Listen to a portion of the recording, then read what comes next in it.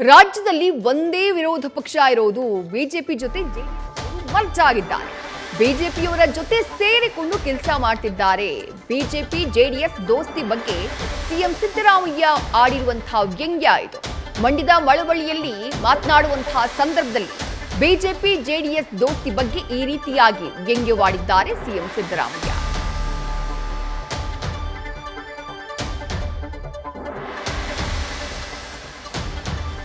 ಕಳೆದ ಬಾರಿ ಮೈತ್ರಿಯಿಂದ ನೀವು ಬಿಜೆಪಿ ಎದುರಿಸಿದ್ರಿ, ಈ ಬಾರಿ ನೀವೇ ಸಿಂಗಲ್ ಆಗಿ ಮೈತ್ರಿ ಎದುರಿಸ್ತಾ ಇದ್ದೀರಾ ಸರ್?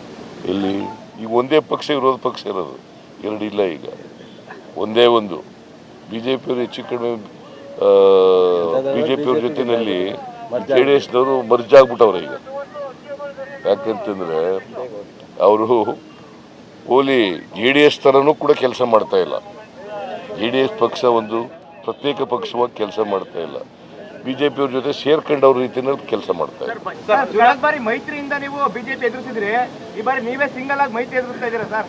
ಇಲ್ಲಿ ಈಗ ಒಂದೇ ಪಕ್ಷ ವಿರೋಧ ಪಕ್ಷ ಇರೋದು, ಎರಡು ಇಲ್ಲ. ಈಗ ಒಂದೇ ಒಂದು ಬಿಜೆಪಿಯವರು ಹೆಚ್ಚು ಕಡಿಮೆ ಬಿಜೆಪಿಯವ್ರ ಜೊತೆಯಲ್ಲಿ ಜೆಡಿಎಸ್ನವರು ಮರ್ಜ್ ಆಗ್ಬಿಟ್ಟವ್ರೆ. ಈಗ ಯಾಕಂತಂದ್ರೆ ಅವರು ಓಲಿ ಜೆಡಿಎಸ್ ಥರನೂ ಕೂಡ ಕೆಲಸ ಮಾಡ್ತಾ ಇಲ್ಲ.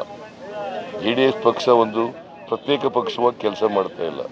ಬಿಜೆಪಿಯವ್ರ ಜೊತೆ ಸೇರ್ಕೊಂಡವ್ರ ರೀತಿಯಲ್ಲಿ ಕೆಲಸ ಮಾಡ್ತಾ ಇದ್ದಾರೆ. ನ್ಯೂಸ್ ಫಸ್ಟ್ ನಿರ್ಭೀತಿಯಿಂದ ನಿಮ್ಮ ಪರವಾಗಿ.